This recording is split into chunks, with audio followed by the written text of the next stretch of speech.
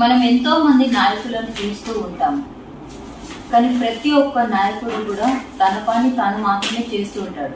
ప్రజల కోసం ఏమాత్రం పట్టించుకోవాలని కూడా చెప్పుకోవచ్చు. కానీ మనం ఇప్పుడు ఒక నాయకుడిని మనం కలవబోతున్నాం.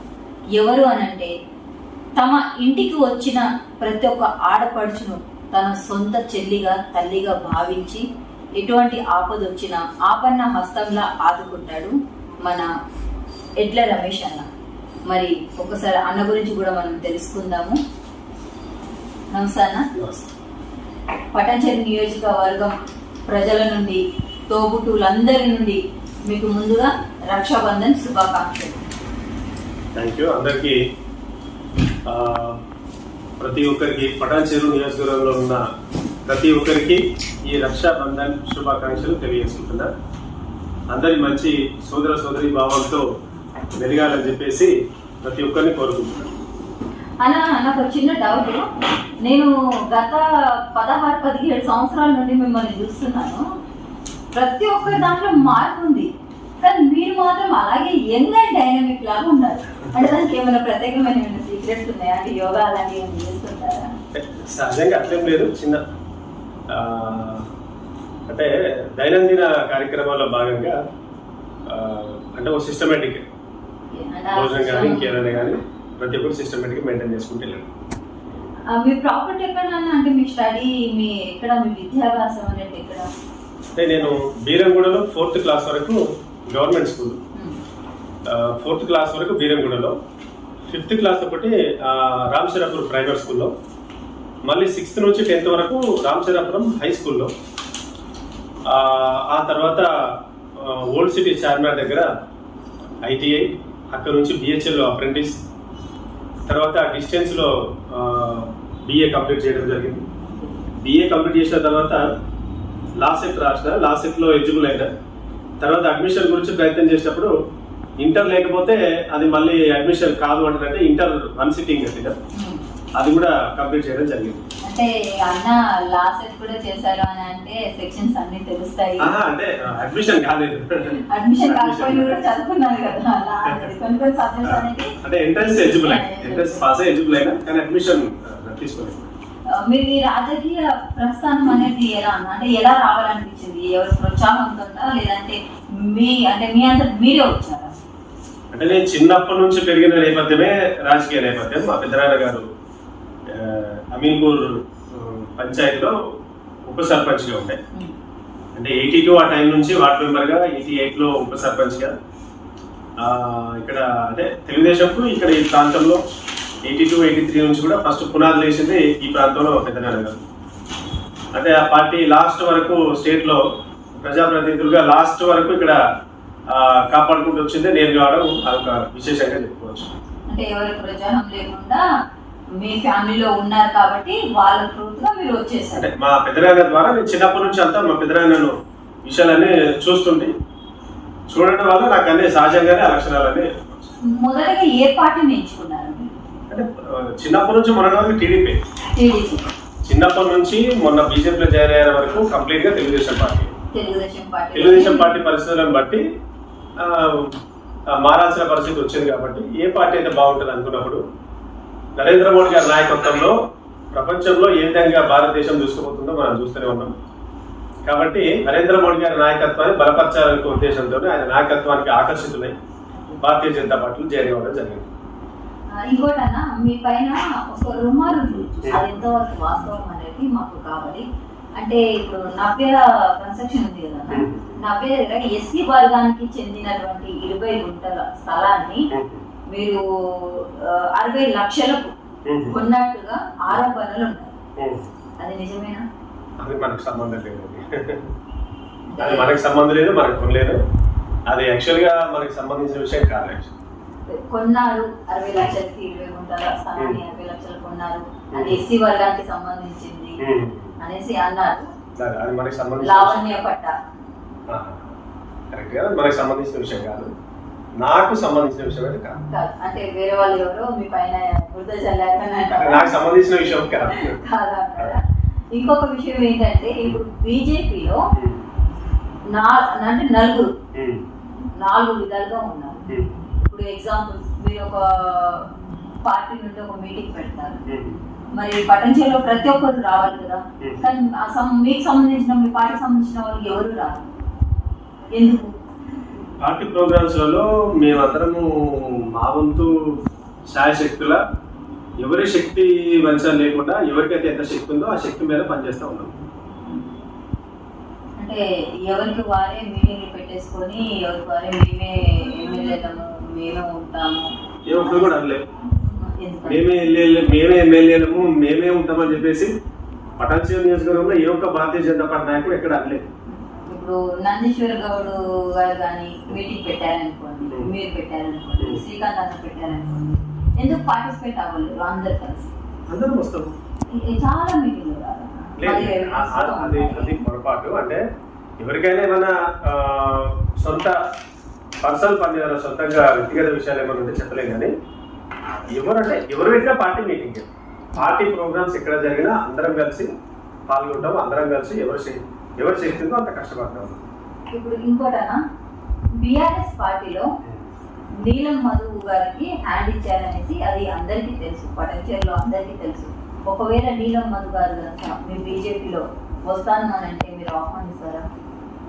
ఏది కార్యకర్తల పార్టీ, ఇప్పుడు ఒక కుటుంబ పార్టీ కాదు, ఒక వ్యక్తి పార్టీ కాదు భారతీయ జనతా పార్టీ. ఎవరైనా రావచ్చు, ఎవరైనా భారతీయ జనతా పార్టీ సిద్ధాంతాలకు కట్టుబడి ఎవరైనా పనిచేయచ్చు. నేను కూడా అదే విధంగా సిద్ధాంతాలకు ఆకర్షితులై జైన్ అయి పనిచేస్తున్నాను కదా, అంతే అంటారా? అంటే ఇంకోటి, మీ పార్టీలోని చాలా మంది చాలా ధర్నాలు చేస్తారు, రోడ్లు బాగాలేదు, అది బాగాలేదు, ఇది బాగాలేదు అని చాలా ధర్నాలు చేస్తారు. అంటే మీరు ధర్నా మట్టు మాత్రం చేస్తారా? దాన్ని పులి స్టాప్ పెట్టేది ఏమైనా యోచన ఏమైనా? ఇప్పుడు రోడ్ల పైన కానీ మొన్నటి వరకు కలెక్టర్ ముట్టడించారు, తర్వాత ఎమ్మెల్యేని ముట్టడించారు, మరి పులి స్టాప్ అనేది ఎక్కడ వచ్చిందండి? పులి స్టాప్ ఎక్కడ జరగలేదు? ఎక్కడ జరగలేదు, ఎందుకు జరగలేదు? అంటే మీరు ఐక్యత లేదంటారా? పార్టీ కార్యక్రమాల్లో పులి స్టాప్ అనేది ఉండదు. పార్టీ కార్యక్రమాల్లో మేము ఏమేమి చేయాలి ఏంటనేది పార్టీ నిర్ణయిస్తూనే ఉంటుంది, పార్టీకి ప్రోగ్రామ్స్ ఇస్తూనే ఉంటుంది, మేము పనిచేసుకుంటూ పోతూనే ఉంటాము. బీజేపీ అధికారంలోకి వచ్చే వరకు మా కార్యాచరణ ఇక్కడ అనేది పులి స్టాప్ ఉండదు. పులి స్టాప్ ఎప్పుడు భారతీయ జనతా పార్టీ రాష్ట్రంలో అధికారంలోకి వచ్చినప్పుడే పులి స్టాప్. మీరు ఇన్ని సంవత్సరాలుగా చేస్తున్నారు పార్టీలో, అండ్ టీడీపీ కానీ బీజేపీ కానీ మీరు అలాగే కంటిన్యూ అవుతూనే ఉన్నారు. ఇప్పుడు సీనియర్ గా నందీశ్వర్ గౌడ్ గారు ఉన్నారు, అతనికి ఎమ్మెల్యే పదవి అనేది డిక్లేర్ అయిందని కూడా ప్రచారంలో ఉంది, డిక్లేర్ అవుతుందని కూడా అంటున్నారు. సో నందీశ్వర్ గౌడ్ గారికి కనుక ఎమ్మెల్యే టికెట్ పదవి వచ్చిందనుకోండి, అతనికి మీరు 100% సపోర్ట్ గా ఉంటారా? లేదు నేను యూత్ ని, నీలం మధు గారు ఎలా అయితే నేను యూత్ ని నాకు రావాలి అనేసి అంటున్నారో అదే విధంగా మీరు కూడా నాకు కావాలి అనేసి ఏదైనా అత్యాశ గానీ ఆశ గానీ ఉందా? ఇప్పుడు భారతీయ జనతా పార్టీ క్రమశిక్షణ గల పార్టీ, ప్రతి ఒక్క కార్యకర్త క్రమశిక్షణతో నడుచుకునే పార్టీ భారతీయ జనతా పార్టీ. ఎవరు కానీ పార్టీ సిద్ధాంతాలకు ఎవరైనా వ్యతిరేకంగా పనిచేసినట్టుంటే పై నుంచి కఠిన చర్యలు తీసుకుంటారు. ఆ చర్యలు తీసుకోదాకా కూడా ఎవరు వెళ్ళరు.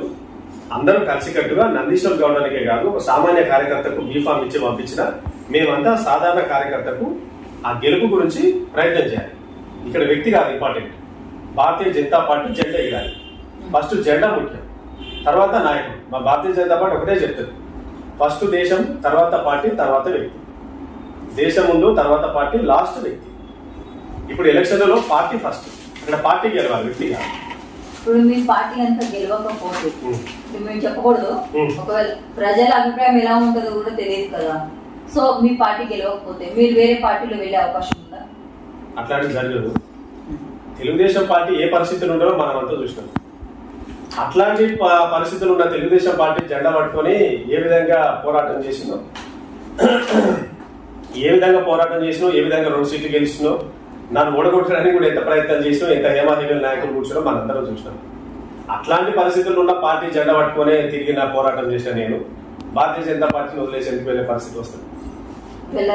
సమస్య లేదు. అన్ని ఆలోచించుకొని దేశం కోసం, ధర్మం కోసం అన్ని ఆలోచించుకొని భారతీయ జనతా పార్టీని దిగడం జరిగింది. ఇక్కడ పదవులు ముఖ్యం కాదు, పదవులు ముఖ్యమైనది కాదు. పదవులు తొందర రావచ్చు, పదవులు ఆలస్యంగా రావచ్చు. అంటే అధిష్టానం నిర్ణయిస్తుంది, ఎవరికి ఏ టైంలో ఏ పదవి ఇవ్వాలో వాళ్ళు నిర్ణయిస్తారు. వాళ్ళు ఎప్పుడు నిర్ణయించినా, ఎప్పుడే పదవి ఇచ్చినా, పదవి లేట్ అయినా నాకు అభ్యంతరం ఏం లేదు. పని చేయడానికే వచ్చిన, పని చేస్తూ పోతాం. బిఆర్ఎస్ పార్టీ వాళ్ళు దళిత బంధు అని, ఎస్సీ వాళ్ళకు, చాలా వర్గాలకు బంధు అనేది ప్రకటించారు. సో అది కొందరికి రాలేదు అని కూడా మీరు ధర్నా చేశారు. మరి మీ పార్టీ హయాంలో కనుక వస్తే ఆ దళిత బంధు అనేది ఏదైతే ఉందో అది కంటిన్యూ చేస్తారా, లేదంటే ఏదైనా దాని మార్పు ఏమైనా చేస్తారా? బిఆర్ఎస్ పార్టీ ఏమి హామీ ఇచ్చింది? ప్రతి దళిత కుటుంబానికి 10 లక్షలు ఇస్తామని అంటున్నాం. ఆ ఇచ్చిన హామీలు నెరవేర్చమని మేము అంటున్నాం. ఆ ఇచ్చిన హామీలు గవర్నమెంట్ ఎంప్లాయ్ అయినా సరే, ఆ పెద్ద భూములు ఉన్నా సరే, ఇంకా ధనవంతులైనా సరే, ఎవరైనా సరే ప్రతి కుటుంబానికి ఇస్తామంటని చెప్పింది. నువ్వు ఇచ్చిన హామీలు నెరవేర్చని చెప్పేసి మేము బజార్ నిలబడి ప్రభుత్వాన్ని నిలదీస్తా ఉన్నాం. వాళ్ళు ఇచ్చిన హామీ నెరవేర్చమని మా బాధ్యత. వాళ్ళు ఏదైతే హామీ ఇచ్చారో ఆ నెరవేర్చమని అడిగే బాధ్యత ఈరోజు భారతీయ జనతా పార్టీ మీద ఉంది. ఇంకోటన్నా, ప్రతి ఒక్కరు పోటీతత్వంగా నడుచుకుంటున్నారు. సో ప్రతి ఒక్క విలేజ్ కి వెళ్ళడము, మేమున్నాము అంటూ భరోసా ఇవ్వడము చేస్తున్నారు. మీరు మాత్రం ఎక్కడ వెళ్లకుండా, అంటే మీ దగ్గరికి వచ్చిన వాళ్ళకు మీరు హెల్ప్ చేస్తున్నారు, సహాయం అనేది వాళ్ళు పొందుతున్నారు. కానీ మీరు ఎందుకు బయట ప్రచారానికి వెళ్ళలేకపోతున్నారు? నేను తిరగని గ్రామము, నేను తిరగని పట్టణము, నేను వెళ్ళని ఏరియా ఈ కాన్స్టిట్యూన్స్ లో లేదు. ప్రతి ప్లేస్ లో తిరుగుతూనే ఉంటాం, ప్రతి ప్లేస్ లో పోతూనే ఉంటాం. మీరే ఫస్ట్ టైం అంటున్నారు ఈ విశేషం. అంటే మీడియాకు చాలా దూరంగా ఉంటారు కదా మీరు. మీడియాకు దూరంగా అంటే సందర్భం పడ్డప్పుడు, ఇప్పుడు మా వాదన చెప్పాలనుకున్నప్పుడు సందర్భం బట్టి ఇది చేస్తాం. మీడియాకు దూరం ఉంటాం. ప్రతి ఒక్కరు చిన్న చిన్న కారణాలు, చిన్న మీటింగ్లు, టెంపుల్ కి వెళ్ళారని, అక్కడికి వెళ్ళారని, ఇక్కడికి వెళ్ళారని మీడియాను కూడా తీసుకొని వెళ్తారు. కానీ మీరు మాత్రం మీడియాకు అతీతంగా ఉంటారు. అంటే మీడియాను చాలా దూరం. అంటే నేను అతి చిన్న విషయాలను కూర్చున్నా, లేచిన మీడియాని అని చెప్పేసి ఆ రకంగా అయితే నేను ఉండాలి. అయితే సందర్భం వచ్చినప్పుడు, నా వాదన బయటికి తెలవాలనుకున్నప్పుడు మీడియా ముందుకు వచ్చి మాట్లాడాలి. ఇంకోటి, పార్టీలు ఏ పార్టీ అయినా సరే జంపింగ్ జంపంగ్ అనేది ఉంటూ ఉంటుంది. సో మీ దాంట్లో ఎవరైనా వెళ్ళే అవకాశాలు ఉన్నాయా? వెళ్ళే అవకాశాలు అయితే అట్లాంటిది ఏం లేదు. ఇప్పుడున్న భారతీయ జనతా పార్టీలో నాయకత్వం నియోజకవర్గంలో పటిష్టంగా ఉంది. అందరూ జెండా ఎగరాలని ఒక సంకల్పంతో గట్టిగా పనిచేస్తున్న వాళ్ళే. పార్టీ నుంచి పోవాలనే ఆలోచన ఇప్పటి వరకు అయితే ఎవరికి లేదు. నాకైతే అట్లా ఎక్కడైతే అనిపించలేదు. ఈసారి పక్కా బీజేపీ గెలుస్తుంది అని అంటారు. 100% ఖచ్చితంగా గెలుస్తుంది. ప్రజల్లో ఉంది, మార్పు వస్తుంది. ప్రజల్లో ఉంది. నరేంద్ర మోడీ గారి నాయకత్వాన్ని చూస్తున్నారు. ప్రపంచంలో భారతదేశాన్ని ఏ విధంగా ముందుకు తీసుకెళ్తుందో చూస్తున్నారు. ప్రజలంతా గ్రహిస్తా ఉన్నారు. మా బాధ్యత ఏంటంటే ప్రతి వ్యక్తి దగ్గరికి పోయి మేము ఓటు అడగాలంటే, ప్రతి వ్యక్తి దగ్గరికి పోయి భారతీయ జనతా పార్టీ గురించి, నరేంద్ర మోడీ గారి నాయకత్వం గురించి చెప్పే పరిస్థితి మేము రావాలి. అంటే ఇంకా మేము విస్తృత స్థాయిలో ఇంకా పబ్లిక్ లో పోవాల్సిన అవసరం ఉందని నా అభిప్రాయం. ఇంకా వెళ్తా ఉన్నాం. పబ్లిక్ లో ఇప్పుడు ఎలా ఉంది అని అంటే, బిఆర్ఎస్ లో వచ్చేసి ఏమో మైపాల్ రెడ్డి గారు ఉన్నారు, అలాగే నీలం మధు గారు ఉన్నారు. వాళ్ళిద్దరు గొడవ పడుతున్నారు. అలాగే ఇప్పుడు కాంగ్రెస్ లో వస్తే ఏకైక వ్యక్తి కాటా సీను అన్న ఉన్నారు. ఇప్పుడు అన్నట్టు మన గాలి అనిల్ అన్నది అయితే అంత టాపిక్ అనేది ఎవరి నోట కూడా మేము వినలేదు. కాకపోతే బీజేపీలో మాత్రం 4 ఉన్నారు. 4కి ఎవరికి టికెట్ వస్తుంది అని ఒక ఆందోళన ఉంది.